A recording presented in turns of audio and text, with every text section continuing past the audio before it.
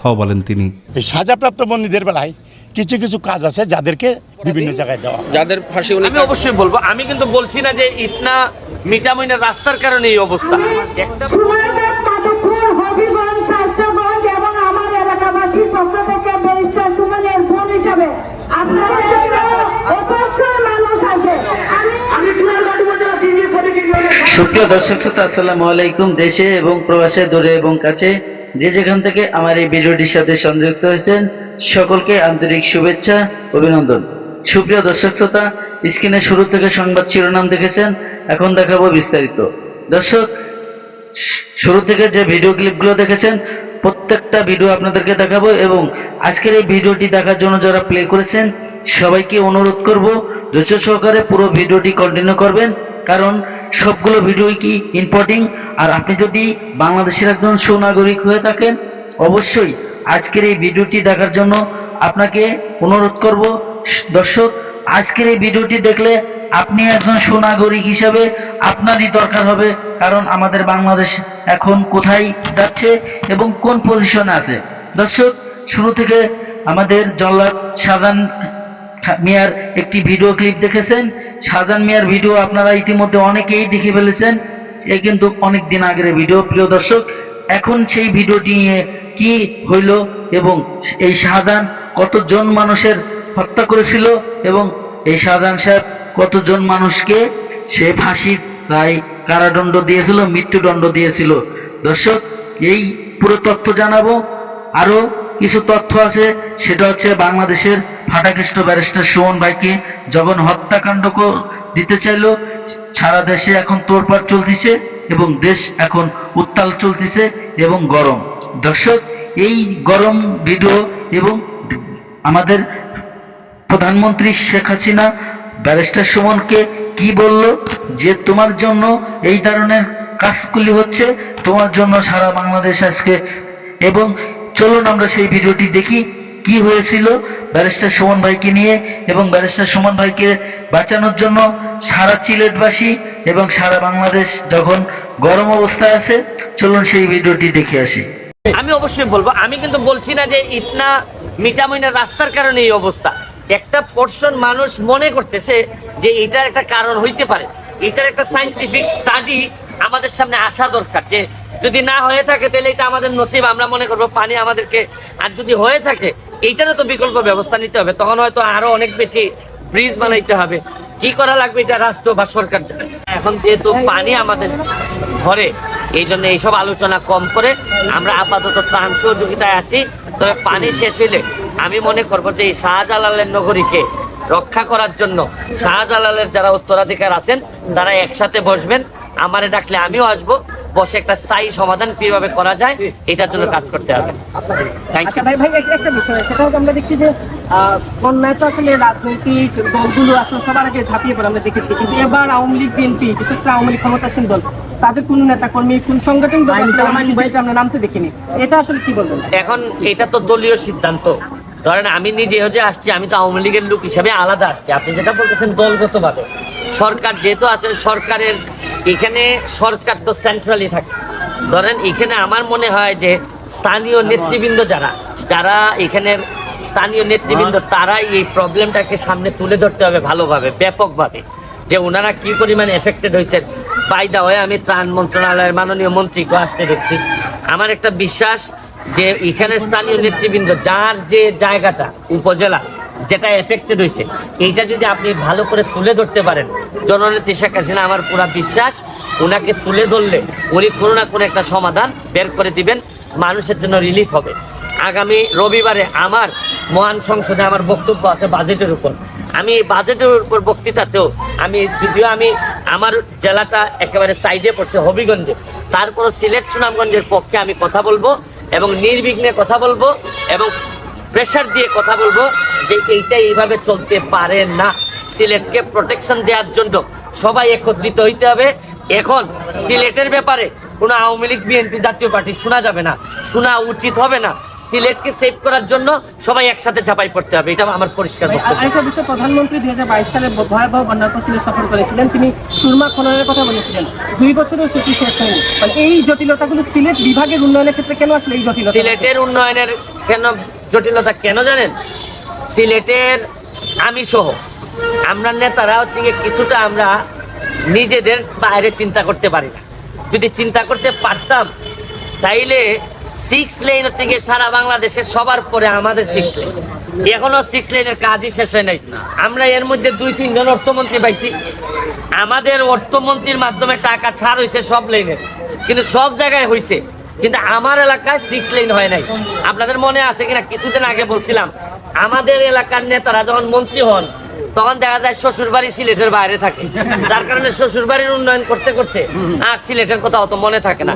তবে আমি ভাই মন্ত্রী তো হই নাই, এমপি হিসাবে আমি এলাকায় বিয়ে করছি, এই জন্য আমার এলাকার মানুষ কম্পারেটিভ একটু বেশি শান্তিতে আছে। Thank you. কত প্যাকেট ভাই বিতরণ করছেন আপনি আপনারা? যে রবিবারে যে বক্তব্যটা রাখবেন, জি, জি। সেখানে কি এই ইটনা মিটামনির বিষয়টা আসবে? আমি অবশ্যই বলবো, আমি কিন্তু বলছি না যে ইটনা মিটামিনের রাস্তার কারণে এই অবস্থা। একটা পোর্শন মানুষ মনে করতেছে যে এটার একটা কারণ হইতে পারে, এটার একটা সায়েন্টিফিক স্টাডি আমাদের সামনে আসা দরকার। জল্লাদ শাহজাহান কি করেছিল জেলের ভিতরে এবং কয়জন লোকের দণ্ডিত করেছিল এবং কয়জনকে ফাঁসি দিয়ে মেরেছিল, চলুন আমরা সেই ভিডিওটি দেখি। দর্শক, ব্যারিস্টার সুমন ভাই আরো অনেক কিছু কথা বলেছে, চলুন আমরা 2টা ভিডিও দেখব। প্রিয় দর্শক, আজকের এই ভিডিওটি দেখার জন্য যারা প্লে করেছেন সবাইকে অনুরোধ করব ধৈর্য সহকারে আজকের এই ভিডিওটি কন্টিনিউ করবেন। কিছু গুরুত্বপূর্ণ ভিডিও আছে, খুবই ইম্পর্টেন্ট ভিডিও আছে, আপনারা দেখলে এবং শুনলে অবাক হয়ে যাবেন। তো চলুন দর্শক সেই ভিডিওটি দেখি। একটু সাহায্য করেন আমাকে, যে প্রধানমন্ত্রীর কাছে আমার একটাই আবেদন, যে আমাকে যেন কিছু কর্মসংস্থান করে একটা বাড়িঘর দিয়া যেন আমাকে চলার মতো কিছু করে দেয়, এটাই আমার প্রধানমন্ত্রীর কাছে আমার একটা আবেদন। আমি আর কিভাবে চলবো, আপনার কিভাবে প্রিয় পরিবারে কে কে আছে বলে আপনি এখন জানেন? কার কাছে যাবেন?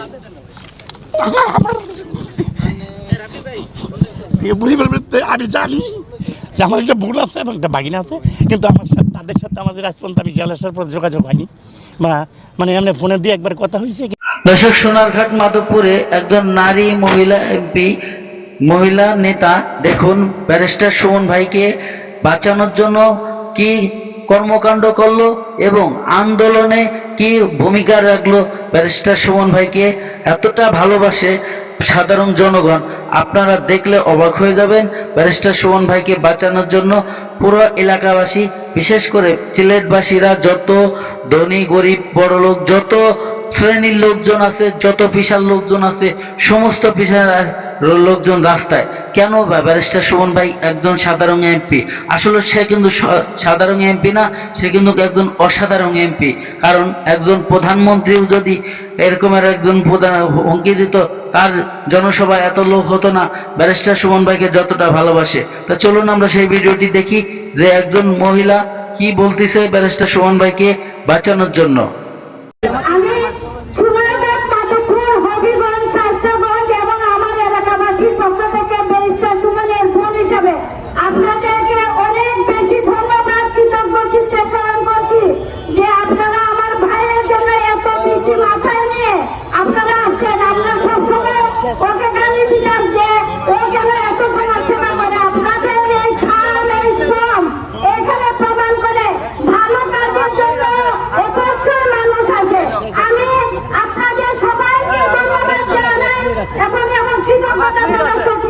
আপনারা জানেন সারা বাংলাদেশে দুর্নীতির বিরুদ্ধে একমাত্র কণ্ঠস্বর, অন্যায়ের বিরুদ্ধে একমাত্র কণ্ঠস্বর, যে কণ্ঠস্বরকে দমন করার জন্য কিছুদিন পূর্বে মোবাইলের মাধ্যমে ওনাকে হুমকি দেওয়া হয় যে ওনার জীবন কেড়ে নিয়ে যাবে। আজকে আপনারা বৈরী আবহাওয়া জোর তোমার উপেক্ষা করে সোনারঘাটবাসী যে ভালোবাসা প্রমাণ করেছেন, আমার বিশ্বাস উপরে আল্লাহ, নিচে বাংলাদেশের মানুষ থাকতে ব্যারিস্টার সুমনের শরীরে এক ফুটা রক্ত ঝরবে না। বাংলাদেশের জনগণের রক্ত দেওয়া আমরা ব্যারিস্টার সুমনকে বাঁচাবো, এটা আমরা বিশ্বাস করি। সম্মানিত উপস্থিতি, আপনারা জানেন এই ব্যারিস্টার সুমন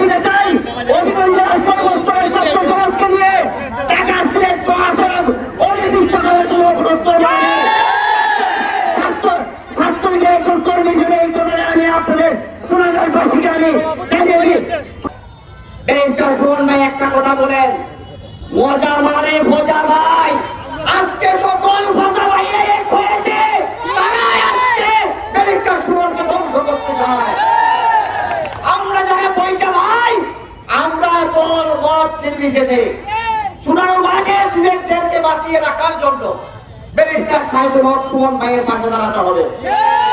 আজকে আমার কষ্ট হয়, আমি এই নির্যাতনের শিকার। আজকে ব্যারিস্টার সুমন ভাইয়ের পরিবার আমেরিকায়, লন্ডনে আজকে ওনার সন্তানদের আঘাত, তারা আজ কোন অজানা আতঙ্কে আজ বিরাজ করছে। আমি জানি না, কারণ আমি জানি এটা কত কষ্টের। তারা হয়তো চিন্তা করছে তার বাবার জন্য, উনার মা আমেরিকায়, উনি হয়তো উনার বুকটা হাহাকার করতেছে উনার সন্তানের জন্য। আমি একটা কথা বলতে চাই চুনারগঞ্জবাসীর কাছে, আপনারা আমরা এখানে আওয়ামী লীগ বুঝি না, বিএনপি বুঝি না। প্রিয় দর্শক, ধৈর্য সহকারে যারা আমার এই ভিডিওর ক্লিপটা দেখেছেন আর হয়তোবা আপনাদের ভালো লেগেছে, আর যদি ভালো লেগে থাকে অবশ্যই আপনার মূল্যবান মতামত কমেন্ট বক্সে কমেন্ট করে জানাবেন, এবং ভিডিওটি যদি ভালো লাগে চ্যানেলটিকে যদি সাবস্ক্রাইব করতে মন চায় অবশ্যই সাবস্ক্রাইব করে রাখবেন পরবর্তী ভিডিও পাওয়ার জন্য। দর্শক, আজকের মতো ভিডিও থেকে বিদায় নেব। সবাই ভালো থাকবেন, সুস্থ থাকবেন। আল্লাহ হাফেজ।